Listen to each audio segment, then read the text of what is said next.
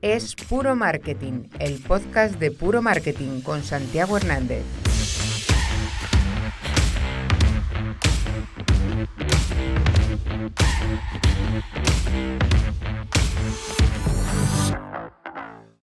Hola, buenas. Bienvenidos a un nuevo capítulo de Es Puro Marketing, el podcast en el que entrevistamos a profesionales del marketing para que nos hablen de las tendencias actuales y futuras que están por venir en el ámbito, por supuesto, del marketing. Hoy contamos con Úrsula Mejía Melgar. Ella es la directora de marketing de Diageo para todo el sur de Europa y fue elegida el año pasado como una de las 100 personas más influyentes, una de las 100 mujeres más influyentes por la revista Forbes. Bienvenida, Úrsula. Hola Santi, muchas gracias. Gracias a ti por venir con nosotros. Vamos a comenzar repasando, si te parece, tu carrera y lo que has estado haciendo hasta el momento.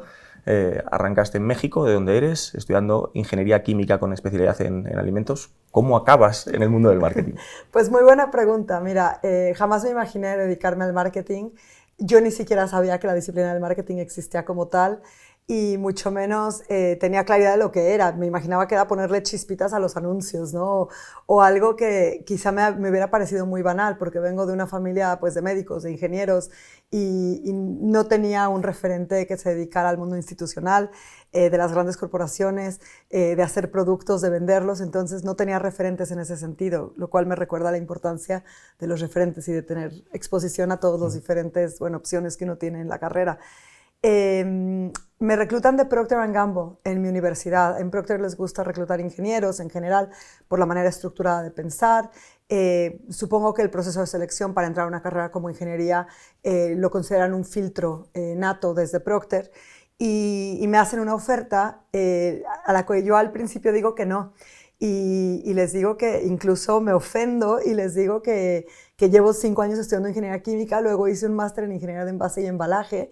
Y les digo que cómo es posible que me ofrezcan un trabajo en marketing. Y me dicen que lo intente, que por favor les dé 3 meses, que me va a encantar, que es el centro neurálgico de la empresa, de la gestión desde la innovación de producto hasta la venta, el entendimiento de consumidores. Decido aceptar el reto y me quedo en marketing y ya son 25 años. Bueno, tampoco estuvo mal. Espero que se te haya quitado esa imagen banal, ¿no? Que yo creo que al final pues es endémico del marketing. Cuando estamos dentro del departamento de marketing sabemos lo que es, pero cuando la gente viene fuera, especialmente sobre todo en temas financieros y demás, es como que estos son los de los pájaros y flores, ¿no? Y poco a poco, afortunadamente, va cambiando esto. Procter, entiendo, sería una universidad, porque creo que es desde luego una de las empresas multimarca de referencia. De allí pasa a Saol, ¿no? Para dirigir un poco la implantación dentro de todo LATAM de la empresa tecnológica. Fue muy distinto pasar de una empresa tan estructurada como Procter y todas sus marcas a estar en un proceso de implantación que es como todo caótico, todo nuevo, todo loco. Es sin lugar a dudas blanco y negro. En Procter, mira, cuando empiezas en Procter como Assistant Brand Manager, te explican cómo es, por ejemplo, la relación con la agencia de publicidad. Bueno, además de, evidentemente, explicarte la gestión del P&L, ¿no? de los detalles del negocio como tal. Para hablar con las agencias hay un rigor muy específico, ¿no? Te dan lo que se llama un Copy Comment Organizer, o por lo menos en aquella época te lo daban, el proceso de interacción con la agencia, en qué momentos firmas qué. Y cuando yo llego a America Online o a All, para lanzar el servicio para Latinoamérica, me encuentro con una empresa en la que no había ni agencia de publicidad elegida y con un presupuesto de $70 millones. Repito, una sola marca, una sola marketing manager, $70 millones. Yo tenía 24 años, era un bebé en la realidad. Y me encuentro con la necesidad de buscar agencia de publicidad. Y como no había internet, porque yo iba a lanzar el internet, pues páginas amarillas, o sea, el directorio telefónico. Y me pongo a llamar a agencias, yo no sabía ni lo que era un RFP, ¿no? Un Request for Proposal, no tenía idea, me pongo a llamar a agencias y a decir, hola, pues estoy llamando de AOL, quería que nos vinieran a hacer una presentación. Claro, cuando hablaba yo de los presupuestos, venían a las oficinas de AOL, que eran unas oficinas preciosas en la zona de Polanco, en México, que es el equivalente a Barrio Salamanca de Madrid, el despliegue del CEO, el director creativo ejecutivo, o sea, 20 personas y yo eligiendo agencia. Y ahora lo pienso, qué irresponsabilidad de los directivos de Grupo Cisneros de ponerme a mí ahí. Sin embargo, pues yo creo que lo hice bastante bien. O sea, logramos 1 millón de usuarios en un año, que son cifras récord. vamos, que salió muy bien, pero era una apuesta impresionante. Eso es un ejemplo de lo que es pasar de un mundo estructurado a un mundo en el que estás descubriéndolo todo. Dos polos opuestos. Uno, un gran aprendizaje, una gran escuela, como bien lo has dicho, y el otro, la capacidad de tenerte que arremangar, de volcarte, de aprender todos los días. Yo creo que se necesita la humildad de decir, no sé lo que estoy haciendo, pero estoy dispuesto a aprender, aprovechar lo poco o mucho que conoces para hacerlo y un equipo sólido alrededor de ti, porque si no, eso hubiera sido un fracaso. Y benditas páginas amarillas y una muestra de que había mundo antes de Google, ¿no? Efectivamente. De allí te fuiste a Estados Unidos, primera experiencia internacional para trabajar en agencia. ¿Cómo fue el paso de anunciante a agencia? Porque normalmente es al revés, ¿no? Mucha gente transita del mundo agencia al de cliente final, pero así es como un poco más extraño, ¿no? Sí, bueno, tiene una serie de detonantes. Lo primero es, yo me voy a Estados Unidos porque me casé, mi marido también es mexicano, nos casamos, nos fuimos a vivir a Estados Unidos porque él tenía una oferta. Entonces yo llego, a ver, vamos a decir las cosas como son, llego sintiéndome la última Coca-Cola del desierto, porque llego habiendo trabajado en Procter, siendo totalmente bilingüe, habiendo trabajado en América Online, además, paréntesis, acontecimiento divertido, me habían llamado de Dove, del jabón, para hacer la campaña de Real Beauty de Latinoamérica, entonces soy la campaña de Real, de las primeras que hubo, entonces yo me sentía modelo, profesionista, capaz, y llego a Estados Unidos en los años en el que se cayeron las Torres Gemelas. Esto significó que nadie hiciera visas de trabajo, que yo no encontrara un trabajo, y fue una afrenta muy complicada, ¿no? Fue, como digo yo, un baño de humildad, porque te das cuenta que tienes que volver a empezar desde cero. Y me di cuenta que entendía el marketing porque ya lo había estado trabajando y había estado en el sector ya 3 años, pero me faltaba quizá la sensibilidad de publicidad, de la comunicación. Entonces decidí hacer un máster en publicidad enfocado a cuentas y así llego a trabajar en una agencia, que fueron una serie de coincidencias de las cuales después estoy muy agradecida, porque esto me orilló a ver un lado diferente a lo que conocía, conocer a un señor que se llama Luis Fitch, que tenía una agencia pequeñita para el mercado hispano, y quizá me hizo ver una realidad totalmente diferente. Entonces, son situaciones muy circunstanciales, pero que a la larga me han aportado muchísimo. Y estuve ahí un par de años en Uno, que era una agencia primordialmente de diseño y de retail para el mercado hispano en Estados Unidos. Entiendo que también parte de ponerte a estudiar publicidad fue una vez que ya has caído en el sector, no sé si tenías algo de síndrome del impostor al inicio y querías profundizar en ese tipo de conocimientos. Por supuesto. A ver, el síndrome del impostor, Santi, lo llevamos, por lo menos yo, todo el tiempo, todo el rato. Como mujer que ha viajado, que te encuentras en diferentes entornos, yo creo que es una constante y lo hablo mucho porque incluso al día de hoy me siento la superimpostora en algunos momentos, ¿no? No te diría que todo el tiempo, pero hay veces en las que me siento la impostora. Y en ese momento era pues un tratar de recabar la información y la valía y la valentía para poderme reincorporar al sector en el que más me ha gustado desempeñarme, que es el de productos de consumo masivo, ¿no? Y además Estados Unidos tiene una sensibilidad única para el tema de comunicaciones y publicidad, muy avanzado. Entonces me parecía fundamental entenderlo, bueno, la evolución, ¿no? Tipo Mad Men, ¿sabes? La serie y aprender eso. Entonces, sí fue definitivamente una herramienta para validarme. No, tampoco te ha ido mal, o sea, validada ya estás desde hace mucho tiempo. Después volviste de nuevo al mundo de las marcas multimarca en General Mills, donde estuviste unos cuantos años. Además montaste una tienda de productos de joyería. Luego ya hablaremos de nuevo de tu faceta como emprendedora. Entiendo que no te aburrías, no sé si sacabas mucho tiempo. Y el mundo multimarca te ha atrapado, ¿no? Porque luego ya siempre has trabajado en este tipo de empresas. Entiendo que lo bueno de este mercado o de este tipo de empresas es que tienes muchas marcas distintas y muchas maneras de operar. Y una de las partes más potentes de tu trabajo entiendo que es dotar de una identidad propia, ¿no? A cada una de ellas. Sí. A ver, para empezar, el paso de ir de agencia, volver a reincorporarme en una empresa grande, multinacional, multimarca, es un paso que para mí fue duro, porque te reincorporas un poco al trabajo que te den, ¿sabes? Yo entré por marketing, pero haciendo promociones de precios, es decir, haciendo análisis de precios de la competencia, de las marcas propias, gestionando las promociones para diferentes áreas de Estados Unidos. Era un trabajo que me parecía aburrido, la verdad. Aprendí mucho, pero era la oportunidad de volverme a incorporar y sacrifica uno mucho. Siempre he pensado que hay que estar muy listos para cuando las oportunidades vengan, hay que cultivarte. ¿Sabes este término en inglés de curate your life? Bueno, curate, ¿no? Como un museo, pues yo creo que hay que curate nuestras propias vidas, ¿no? En español no funciona muy bien porque es como curar tu vida, pero no queda muy bien. Entonces, esta idea de nutrirla, de coleccionar información que te pueda servir. Y a mí lo que me pasó es que yo venía de la agencia y estuve trabajando con General Mills. Y en algún momento hablando con ellos me dijeron, oye, pues ¿por qué no te incorporas a General Mills? Me hacen una oferta y yo me pongo muy contenta de reincorporarme a una gran multinacional, además un referente en Estados Unidos con marcas muy potentes como es una colección de cereales enorme, empezando por Cheerios, muchas otras, el yogur Yoplait, las barritas Nature Valley, Häagen-Dazs, el helado, Old El Paso, Betty Crocker, Pillsbury, es decir, una empresa gigante que me llenaba de ilusión precisamente por el portafolio, por la variedad.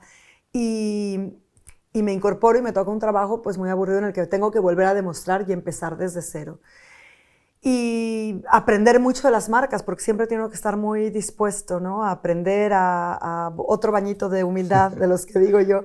Y te das cuenta que, bueno, que crees que sabes y no sabes tanto y tienes que empezar otra vez desde cero.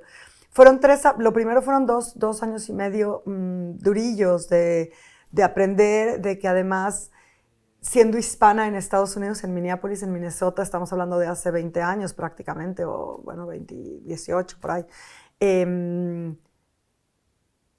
no fuera tan bien recibido que fueras hispana. Había también una chica colombiana, nos cambiaban el nombre, vamos, estás expuesto diferente y tienes que demostrar el doble. Entonces, bueno, te enfrentas a esas situaciones y después tuve una gran oportunidad, uno de esos momentos mágicos, porque me senté junto al CMO de la empresa. El CMO era el jefe del jefe del jefe del jefe de mi jefe. Y me encuentro con la grandísima posibilidad de hablar con él un poco. En ese momento había salido el censo de Estados Unidos que había hablado de la gran cantidad de hispanos que había en Estados Unidos, lo definían como un país dentro de un país. Yo había estado trabajando en la agencia hispana y Mark Addix, uno de los mejores brand builders que he conocido en mi vida, que era el CMO de General Mills, me hace algunas preguntas. Le digo yo la visión que yo tendría para llegar al mercado hispano con una iniciativa multimarca y a la semana me da un rol de Multicultural Marketing Manager gestionando la empresa para el mercado hispano. Me da fondos, me da medio millón de dólares. Recordemos que venía yo de haber gestionado 70, ¿no? Pero bueno, no pasa nada. Empezamos con una serie de folletos que tenían información, por ejemplo, sobre el colesterol. Oye, ¿sabías que el colesterol es importante controlarlo? ¿Sabías que consumir avena y además una dieta balanceada te puede ayudar a controlarlo? ¿Sabías que Cheerios te ayuda a bajar el colesterol? Por cierto, aquí hay un cupón. Y empezamos a ver que aquello empieza a funcionar muy bien, ¿no? Y en ese viaje, esto empieza a crecer de ser una plataforma muy pequeñita a volverse una plataforma 360 con un sitio de internet en el que reclutamos una cantidad muy significativa del mercado hispano con hombres, una plataforma de CRM, segmentos en televisión. Bueno, empieza aquello a ser algo importante y se vuelve una plataforma con fondos de entre 17 y 18 millones de dólares al paso del tiempo.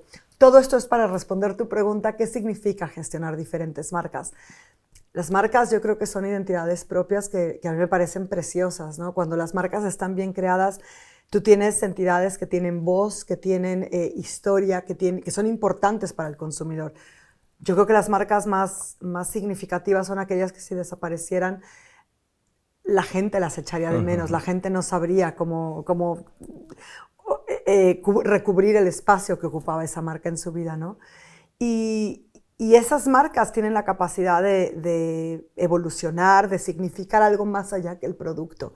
Significan una emoción, significan un espacio en tu vida, una solución. Y cuando las marcas son muy potentes, tienen propósitos que van mucho más allá del producto, de la categoría o incluso del sector, ¿no? Entonces, el poder dotar a las marcas de significado es un poderío. Qué bonito esto que acabas de decir. Yo creo que es una de las mejores definiciones de trabajo relacionado con el ámbito del marketing que he escuchado nunca y nos la guardaremos. Gracias. Por otro lado, has dicho que costaba, tenías que demostrar el doble y ya una vez que ya has demostrado, no sé si es porque ya te aburres o que te encantan los retos, dices, pues ahora me cojo un avión, me cruzo el charco, me voy a Suiza, cambio radicalmente. Arrancaste primero en Nestlé y tras unos meses te fuiste después a Mondelez, donde ocupaste bastantes posiciones. Has trabajado en varios países, México, Estados Unidos, Suiza, aquí en España, donde estás ahora. ¿Has notado muchas diferencias entre los distintos países? ¿Ha sido más diferencial el hecho de trabajar para distintas culturas empresariales o para cada país, los dos? No sé, me gustaría que me contaras. Yo te diría que hay 3 dimensiones. Lo primero, me siento súper privilegiada por haber trabajado en tantos sitios. Creo que el secreto es el volcarse en alma y corazón, en entender ese entorno, esas diferencias, en amoldarte y en también aportar lo que tú puedes aportar a cada una, ¿no? Sí, como bien lo has dicho, no es un momento de aburrición, pero el haberlo hecho muy bien en Estados Unidos con General Mills me abre las puertas a que me ofrezcan asignaciones internacionales. Y General Mills tiene un acuerdo con Nestlé que se llama Cereal Partners Worldwide, que son todos los cereales que vemos comercializados bajo Fitness o Cheerios que ponen arriba Nestlé, que son de General Mills en ese acuerdo, y eso me permite ir a Suiza. Suena muy fácil y muy sencillo. Me voy a Suiza. Quizá a veces obviamos que dentro de las carreras hay esposos, hay hijos, hay decisiones de vida en las que te tienes que mudar de un lado a otro y tomarlas es complicado. Es hablar con tu pareja de lo que significa un cambio internacional, los retos que pueden significar para tus hijos. En ese momento, cuando yo me voy a Suiza, mis hijos eran muy pequeños. Sofía, mi hija, tenía 4 años, Emilio tenía 1 y medio. Era relativamente fácil movernos, pero conforme van pasando los años es diferente y les expones a nuevas culturas. Las diferencias son muchas. Empecemos por el idioma. Aprendes a trabajar en diferentes idiomas, diferentes culturas, la mexicana, la americana, la suiza francesa, la suiza alemana, la española, y es verdad que trabajando desde España me ha tocado trabajar con griegos, italianos, españoles, porque he llevado los diferentes mercados, he llevado Francia, Benelux, ¿no? Bélgica, Luxemburgo y Holanda, Portugal. Son muchos estilos, también desde Europa con Mondelez he trabajado muy de cerca con los ingleses, con polacos, con alemanes. Cada cultura es un mundo y necesita uno destilar las diferencias, pero también lo que es común. Mi marido hace siempre referencia a que si los humanos no tuviéramos puntos de convergencia, IKEA no triunfaría, porque IKEA vende exactamente lo mismo en todo el mundo, ¿no? Entonces eso te habla de que a fin de cuentas como personas, bueno, buscamos cosas parecidas y nos llenan, los valores a fin de cuentas nos llevan a cosas muy parecidas, los hijos, la familia, un poco lo que ansiamos, ¿no? De manera personal. Pero sí es muy diferente. Hay culturas que favorecen mucho más la diversidad, la inclusión y la diversidad siendo mujer. Y luego tienes las culturas corporativas, que eventualmente importan más que dónde estés trabajando, porque dictaminan a lo que te enfrentas todos los días. Entonces son procesos de aprendizaje muy diferentes. Yo te diría que a mí donde me he sentido más cómoda es trabajando en España. Es una colección un poco del reflejo de lo que he aprendido. España y México se parecen, evidente, por obvias razones, que no tenemos que ahondar. Se parecen mucho. España, a fin de cuentas, igual que Suiza, está en Europa, entonces tienes cosas que son parecidas en cuestión geográfica, pero bueno, culturalmente son muy diferentes. Luego tienes cosas de la practicidad que son más parecidas a Estados Unidos. Entonces es muy diferente, pero por hacerte un resumen muy rápido, después de muchos años de trabajar con los países del sur de Europa, te das cuenta que lo que mueve a la gente, y por razones históricas, es muy diferente. Los griegos, por ejemplo, operan desde el estatus. Es una cultura que, si nos vamos a la Grecia antigua, el estatus y el título y lo que tenías es muy importante. Entonces los griegos operan de estatus. Los italianos, desde mi punto de vista, operan desde el orgullo, esa sensación de orgullo italiano. Los españoles es una sociedad que, desde mi punto de vista y con todo el respeto, es un poco como la comodidad. Estamos muy bien así, no hace falta cambiar, ¿no? Entonces es una cultura que el cambio se dificulta un poco más. los portugueses son una cultura como mucho más introvertida, no se aventuran mucho, ¿no? Y puedes ir al pasado y puedes decir, bueno, pues todo lo que perdieron los portugueses se mantienen un poco más cautos. Los españoles han tenido, pues incluso en décadas recientes todavía, mucho revuelo, ¿no? Muchas revueltas. Entonces, si estamos en calma, estamos mejor. Los italianos siguen siendo el Imperio Romano, ¿no? O sea, van de ese nacionalismo. Entonces es muy interesante, hay que saberlos entender y yo creo que lo más importante es no perder también tu esencia y lo que puedes aportar a cada cultura, que es a fin de cuentas las razones por las que nos contratan. Desde luego que sí, además pues esa suma que has ido haciendo, ya no eres solo mexicana, sino que tienes un pedacito dentro de ti de todas esas culturas y países en los que te has estado moviendo. En el año 18 ya te vienes a España, a Unfresh, para dirigir la parte de marketing y comunicación de todo el grupo. Ahí me da la sensación de que en ocasiones marketing y comunicación, aunque pueda parecer una locura, no van tan de la mano, quizá por pequeñas parcelas territoriales de poder y demás. Entonces, el ejercer como DIRCOM te permitió entender esa figura de la comunicación mejor y trabajar de una manera conjunta, ¿no? ¿Cómo fue esa llegada? Totalmente. A ver, llegar a Unfresh, para mí, Unfresh como a manera de referente, es una empresa muy grande, una empresa que factura más de $1,5 billion, billón con B, de euros, enfocada en el mundo de productos frescos y desarrollo varietal, que son, por ejemplo, estas uvas que saben a algodón de azúcar. Es un desarrollo varietal, es mucha ciencia y mucha tecnología detrás de la empresa, ¿no? Pero es un sector que históricamente no ha tenido una carga de marketing o de comunicación. Tienes muy pocas marcas en el sector, como puede ser Pink Lady o como puede ser Cespri. Y traer el punto de vista del consumidor es súper interesante. Entonces, para mí llegar a Unfresh fue tener la capacidad de hacer el end-to-end de todo marketing, desde entender el consumidor y hacer el consumer research, que nunca se ha hecho, es decir, entender por qué la gente come fruta, y qué come y cómo toma la decisión y qué compra y a qué barreras se enfrenta y qué tensión es la que estás resolviendo, a crear una estrategia de portafolio, a crear marcas que no existían y a comunicar dichas marcas. Y ahí es donde te das cuenta que a veces en las grandes corporaciones vivimos en silos y que es verdad que no todo el mundo puede hacer todo, pero que mientras más rápido puedes disolver o eliminar un poco estas barreras, la capacidad que tienes de ser mucho más trascendente es mayor. Así que para mí fue una experiencia de darme cuenta, pues un poco de darme cuenta de todo lo que soy capaz de hacer, ¿no? Y fue el enfrentarme a retos muy nuevos, inexistentes, y saber que puedes aportar con todo el conocimiento de gran consumo en un sector que nunca ha tenido quizá esa trascendencia de cara al consumidor. Vamos acercándonos poco a poco a tu llegada a Diageo. Previamente, unos meses antes, montas tu segunda experiencia como empresaria, en este caso Food Forward. Ya que estamos en un podcast sobre marketing, oye, pues qué menos que dejarte una cuña publicitaria para que hables del proyecto. Pues muchísimas gracias. Mira, te cuento, Food Forward es un proyecto que tenemos mi marido y yo. Los dos somos ingenieros químicos de alimentos. Él se ha dedicado toda su vida a desarrollo de nuevos productos y yo me he dedicado al marketing. Y siempre hemos pensado, oye, que era una mezcla. Nos falta un financiero, pero tengo esperanza que alguno de mis hijos quiera ir por el camino.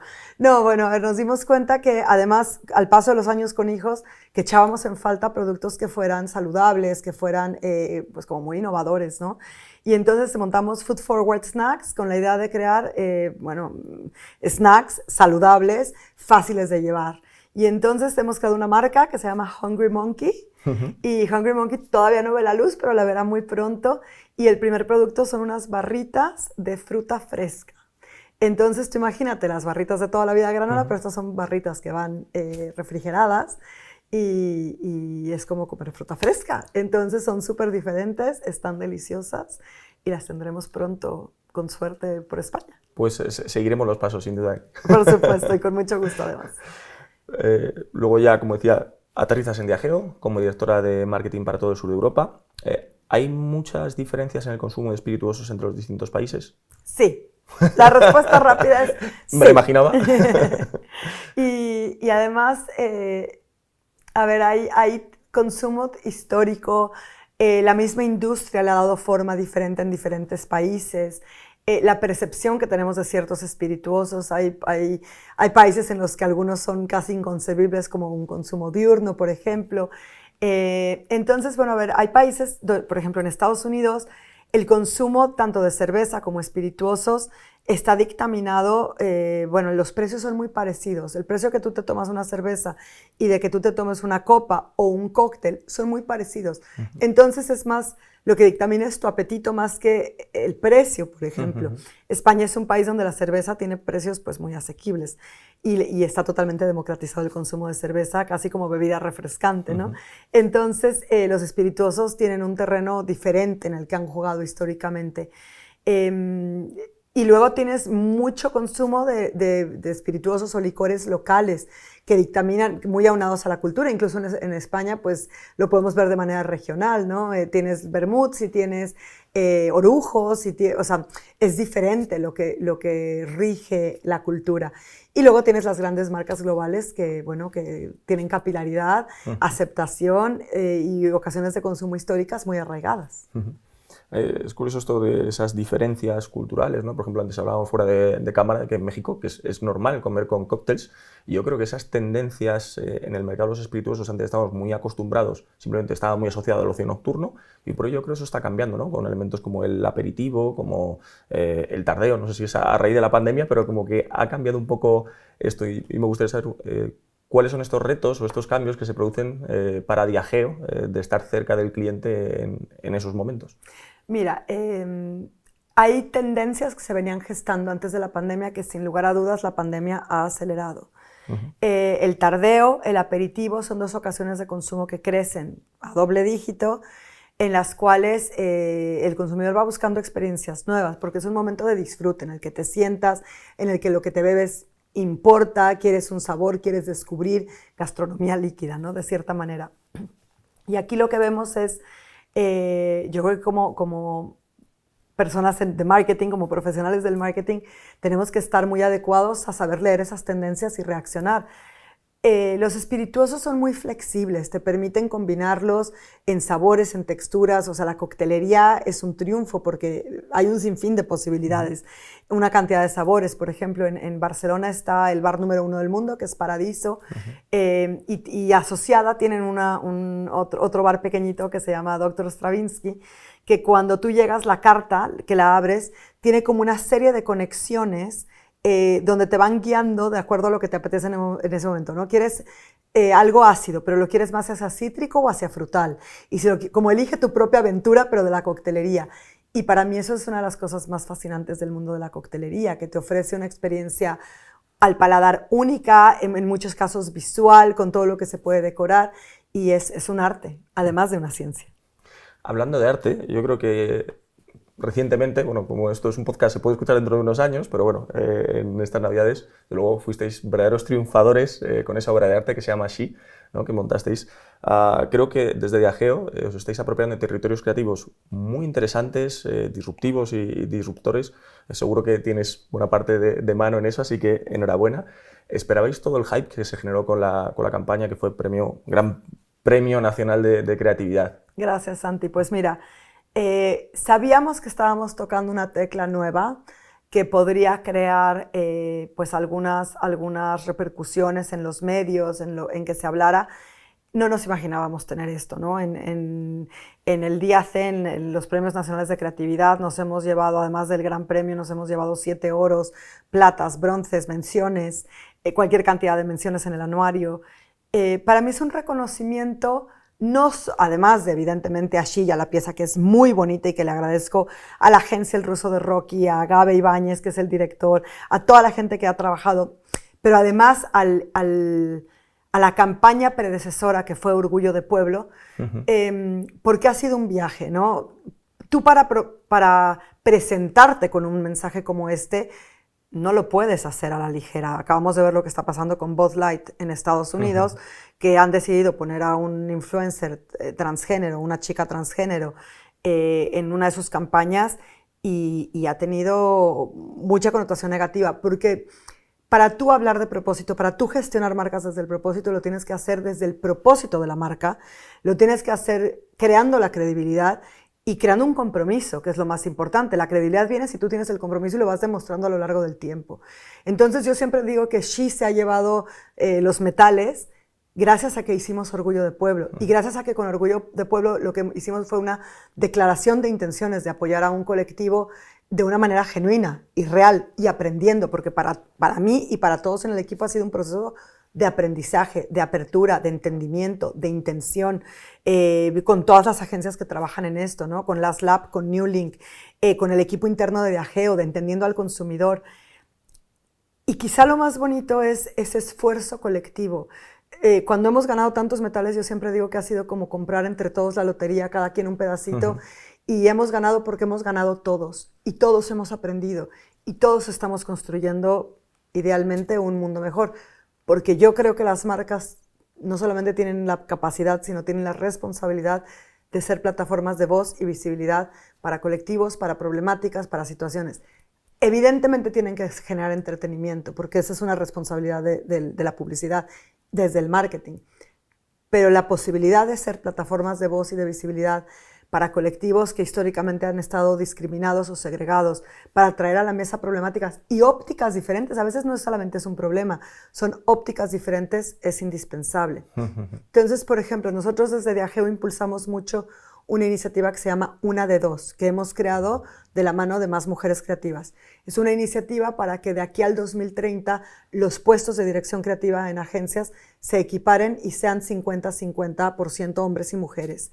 Creemos firmemente que tener mujeres en direcciones creativas permite que la óptica sea diferente, que las historias que ponemos en televisión o en radio o en cualquier medio que utilicemos, medios sociales, digitales, etcétera, cuando está contada también desde la perspectiva de una mujer, son historias diferentes, que crean referentes diferentes. Y te doy un dato interesantísimo.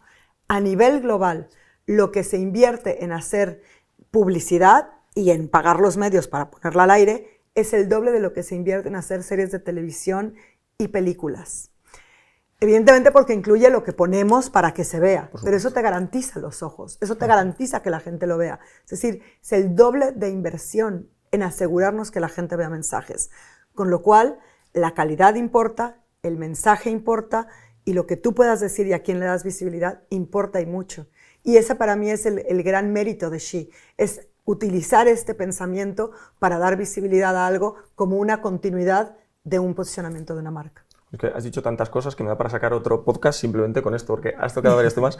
Para Orgullo de Pueblo, para el que no lo conozca, fue también brutal. Era tratar de llevar pues, las fiestas del orgullo, que en Madrid pues, ya sabemos que son lo que son y que son la bomba, a todos esos pueblos, ¿no? Porque no es igual Por supuesto. ser del colectivo LGTBI en Madrid, seguro, que serlo en un pueblo recóndito donde no tienes quizá ese apoyo de toda la comunidad, ¿no? Y creo que era algo muy importante lo que se hizo desde allí. Luego has hablado también del entretenimiento, que creo que como herramienta es fundamental, porque al final es lo que buscamos. Sí, estamos pagando por hacer llegar nuestro mensaje, pero desde luego que entra mucho mejor cuando ese mensaje es positivo, es entretenido y gusta y entra de una manera más orgánica, ¿no?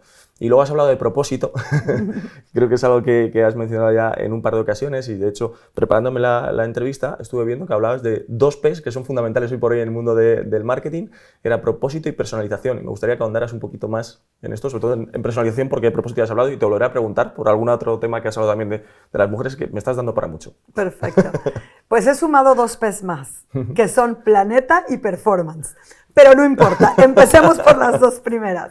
Claro, es que históricamente, ¿no? Desde publicidad y desde marketing hablamos de las famosas 4 P's de producto, precio, el placement, ¿no? La promoción. Pero creo que es indispensable evolucionarlo y pensarlo muchísimo más ampliamente porque un producto ya no es solamente un producto, con un precio, con una promoción para comunicártelo y en dónde está ubicado, ¿no? Esto se refiere a lo que va a hacer ese pequeño producto y qué puede hacer. Los productos hoy en día realmente, y las marcas, cuando pasamos de producto a marca, te puedes ir a mucho más grande. Entonces, para mí la personalización es entender al consumidor uno a uno. Ya no son estas grandes lecturas de público objetivo, 25 a 35, o con el corte siempre en 34, ¿no? Que cuando ya cumples 35 dices, ¿por qué me he salido de ahí? ¿No? De sector socioeconómico C++, que viven en ciertas regiones. Esto ya no lo podemos hacer, porque cada cabeza es un mundo y ahora tenemos la gran capacidad de entender a cada persona de una manera muchísimo más específica. La gente además está esperando que le hables conociéndole en sus gustos, en sus preferencias. Por supuesto, la tecnología digital te permite hacer cualquier cantidad de entender a una persona en concreto. Y en la medida en la que podamos utilizar esto más para entender y dar las soluciones viables a cada persona en producto, en sabor, en intención, en mensaje y en cómo hacerles partícipes de esa marca, no solamente consumidores, sino realmente partícipes de esa narrativa colectiva que queremos crear, creo que es donde se encuentra la magia. Entonces, esa es personalización. Propósito, bueno, ya lo hemos hablado, que para mí está muy ligado también al planeta, ¿no? Una P muy importante. Yo te voy a preguntar justo ahora por el planeta. Porque cuando yo hablo del planeta, bueno, hablamos de todo lo que se refiere a ESG, ¿no? O ESG, que incluye el medio ambiente, las prácticas medioambientales, incluye las que son sociales, de inclusión y diversidad primordialmente, y la gestión, ¿no? La buena gobernanza. Desde Diageo tenemos un marco global que se llama SOP o Spirit of Progress, ¿no? El espíritu del progreso, en el cual la empresa ha alineado 25 objetivos específicos que derivan de las Sustainability Development Goals de las Naciones Unidas, que son 17. Y los tenemos muy bien construidos para realmente beneficiar en la cadena de valor de principio a fin los lugares donde trabajamos, el uso de agua, el uso de recursos naturales, agriculturas regenerativas, empaques, todo el trabajo que se hace de distribución de productos y de qué manera podemos tener un impacto no solamente no tan negativo, sino ir a positivo en el mundo. Las Naciones Unidas y los países que apoyan estas iniciativas han declarado tener la intención de convertirse en emisores neutros de la huella de carbono para el 2050. En Diageo nos lo hemos planteado para el 2030. Pero estamos a 6 años y medio. Minutos. O sea, TikTok. Y esto requiere esfuerzos muy grandes de pensar de qué manera podemos hacer que los productos, los empaques sean más sostenibles, economías circulares, regenerativas, reutilizables, y por eso creo que no podemos dejar de perder de vista el planeta en todo lo que hacemos. La última pregunta que te quería hacer antes de pasar a las últimas preguntas del podcast, que estas sí que son siempre las mismas para todos los ponentes, es, en tu caso fuiste elegida en 2022 como una de las 100 mujeres más influyentes de España por la revista Forbes, como decíamos. Has mencionado ya alguna de las iniciativas que hacías con mujeres, ¿no? Y también de las diferencias que había entre mercados en el papel de la mujer, pero me gustaría que hablaras un poquito de esto, ¿no? De cómo ves el papel de la mujer en el ámbito del marketing en los últimos años y hacia dónde crees que estamos yendo. Bueno, yo creo que es un papel fundamental, lo primero, y me siento muy orgullosa de haber recibido ese reconocimiento desde una revista como Forbes, que evidentemente tiene como mucho talante para poder hacer una declaración así. Yo creo que son el tipo de reconocimientos que nos permiten avanzar más, tener una voz más fuerte, y por lo tanto me parece una responsabilidad utilizarla para hacer más. Yo creo que el papel de la mujer es un papel que ha sido complicado al paso del tiempo, independientemente del sector, que nos hemos visto enfrentadas a diferentes retos, pero que es una óptica muy importante y que no podemos perder de vista, ¿no?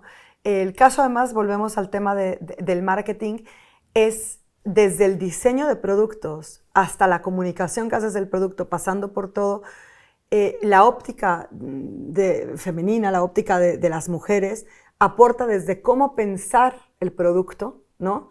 a cómo llevarlo. Hay estadísticas apabullantes, ¿no? Por ejemplo, toda la planeación de la seguridad de los coches con los dummies que se utilizan está creada para hombres. Todo. Entonces las mujeres tienen un índice significativamente más alto de sufrir mayores daños en un accidente de coche porque no está hecho a nuestras medidas y a nuestras necesidades corpóreas.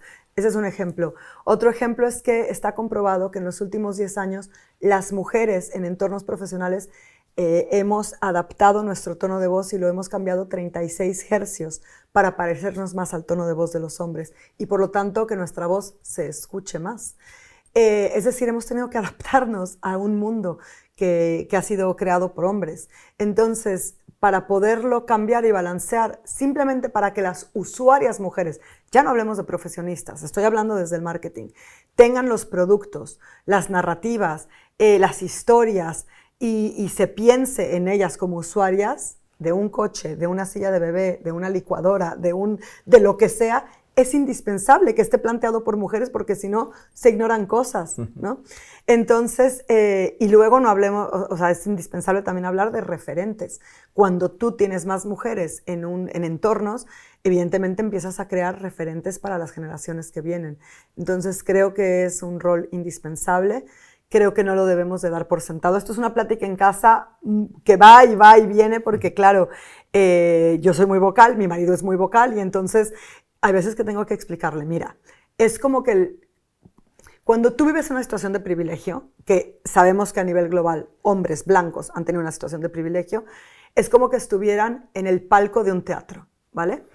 Y no se han enterado que afuera del teatro hay no solamente una cola para entrar al teatro, ya no digamos al palco, entrar al teatro, sino que puede haber incluso peleas porque no hay acceso al teatro. Entonces, ¿cuál es la responsabilidad de la gente que está en el palco del teatro para invitar a otros a ser parte, a por lo menos a participar en el teatro? Eventualmente llegaremos a los palcos, pero cuando estás en una situación de privilegio no te das cuenta de lo que hay afuera del teatro. Y es importante voltear y ver y enterarnos todos de que estamos en una situación privilegiada. Hoy en día yo me considero en una situación privilegiada. He viajado, he tenido posiciones en las que he podido impactar marcas, equipos, anuncios, pero que no se nos olvide que hay mucha gente de diferentes colectivos, de diferentes razas, de diferentes geografías, con discapacidades que no tienen esta visibilidad. Y si los que estamos en el palco no nos aseguramos que la puedan tener y puedan tener el acceso, es que nadie se los va a dar. Entonces es una responsabilidad muy grande. Insisto, Úrsula, en que necesito traerte otro día, porque se me quedan muchísimas cosas por tocar, pero tenemos que ir finalizando. Las últimas preguntas siempre son las mismas para todos los invitados. La primera sería, ¿cuál es el briefing más raro que te ha tocado dar o que te ha tocado recibir? Pues mira, el más raro, y quizá por lo disruptivo que fue en su momento y por lo diferente que fue para mí, aunque yo en su momento no sabía lo diferente que era, fue con mi primer proyecto, con Procter & Gamble. A mí me contrataron como Assistant Brand Manager para lanzar Fairy, el detergente lavaplatos, que en México se llama Dawn, que es el mismo nombre de Estados Unidos, en México. Históricamente, la marca líder en México era Salvo, que era unas bolsas de polvo. También eran de Procter, el principal competidor, Colgate-Palmolive, y a mí me dijeron que lanzara una botellita así pequeñita que costaba el doble que aquella bolsa. Tenía que canibalizar parte de Salvo, pero también parte de la competencia, y la barrera más grande era que esto costaba el doble que aquello, y tenía yo que demostrar que esto lavaba mejor los platos. Y entonces el brief que le hice a la agencia, que era Grey Integrated, en ese momento que acababan de nacer las agencias integradas, les dije que quería demostrar que esta botellita podía lavar hasta 20,000 platos.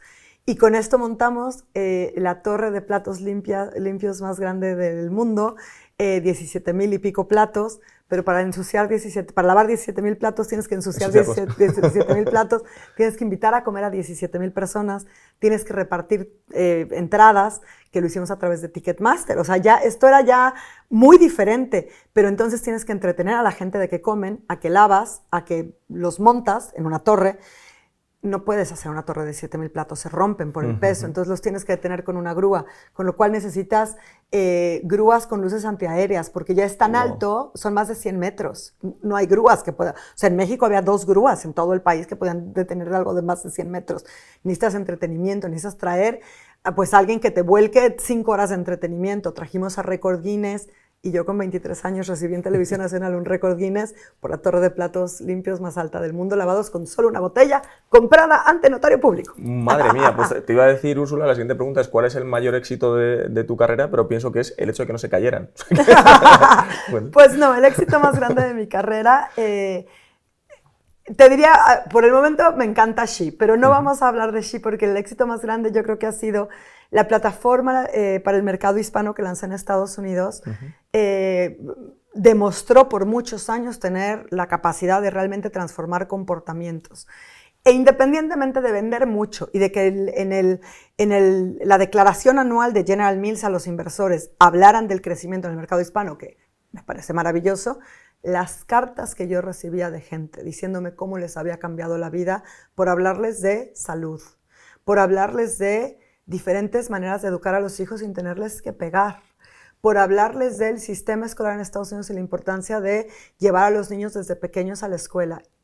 gente que no sabía leer y escribir, que empezaba a llevar a sus hijos, que al paso del tiempo se volvían personas escolarizadas.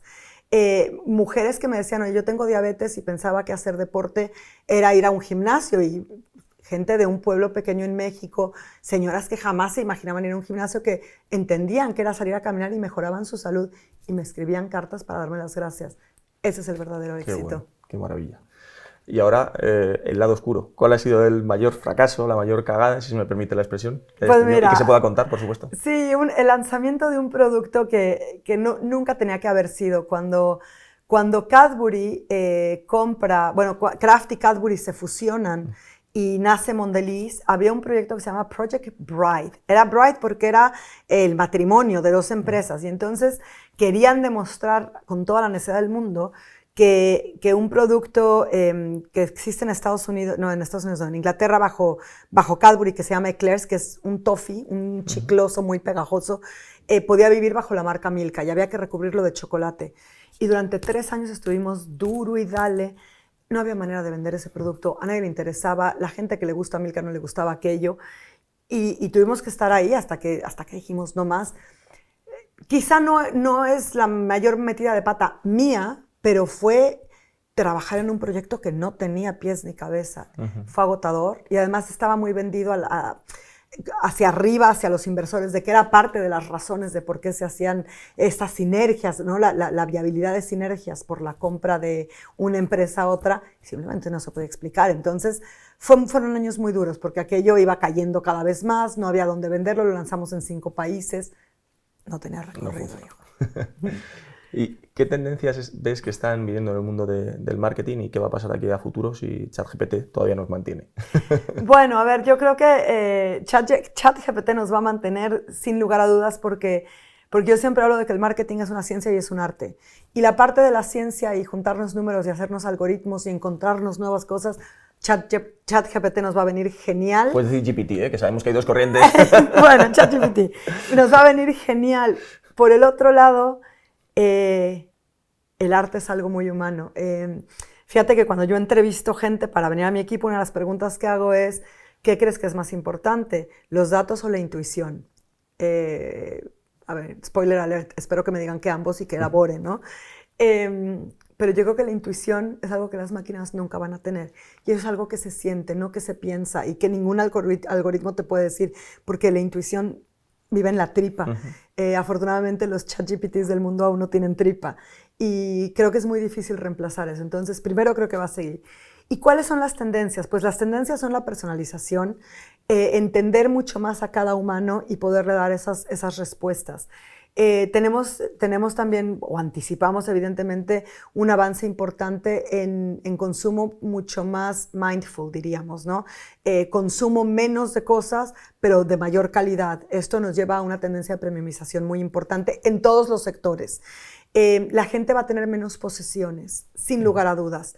Ya sean coches, casas, la cantidad de plataformas, o sea, hubo un momento en el que era Airbnb, pero ahora ya es Home Exchange lo que más crece, ¿no? Es, tengo una casa, tienes una casa, la intercambiamos, y esto es una manera de viajar mucho más verde, o ecológica, o responsable y de respeto a la naturaleza. Entonces, menos posesiones, mejores experiencias, premiumización va a cambiar. Más tiempo libre, porque vamos a tener más ChatGPTs del mundo, y vamos a tener más tiempo libre. Entonces va a haber una recalibración y vamos a vivir más años. Entonces, muchas experiencias más dosificadas. La locura de los años 80 no va a volver, creo yo. Máquinas que te miden mucho más, y vamos a vivir más años. Entonces necesitamos plantearnos qué significa vivir más, qué significa vivir mejor. Y todo esto correlacionado con cuidar más el medio ambiente. Y ahí está la tensión. ¿Cómo vivimos más como humanos en un mundo que se acaba? Tenemos que ser muy listos. Pues última pregunta, ¿qué les decimos a aquellos profesionales que están entrando en el ámbito del marketing o que quieren entrar a trabajar en el ámbito del marketing? Lo primero que yo les diría es, tenéis que estar dispuestos a aprender todo, y no todo del marketing. Tenéis que aprender un instrumento musical, o a cantar, o un arte. salir y ver a la gente, sentaros a ver a la gente qué hacen. Hay que ser apasionados de entender a los consumidores. Viajad muchísimo, hay que ir a ver otros países. Aprende de lo que no te gusta. Si no te gustan los coches, aprende de coches. Si no te gustan el submarinismo, aprende. Si no comes carne, aprende de la carne. Tenemos que aprender de lo que no nos gusta y eventualmente todos los puntos se van conectando y la magia ocurre cuando tienes mucha información y aprendes a juntarla. Y para eso se necesitan dos cosas. Mucha información y un rigor y una disciplina de aprender sobre la marcha de lo que haces, aprender de los errores y no tener miedo a tomar riesgos. Pues muchísimas gracias, mucha información en la que nos has dado hoy y aunque me quedaría hablando contigo mucho más tiempo, como te decía, tenemos que tener cierta disciplina dentro del tiempo que dura nuestro podcast, así que lo dejamos aquí, Úrsula, espero que hayas disfrutado tanto como yo. Muchísimo, Santi, muchas gracias.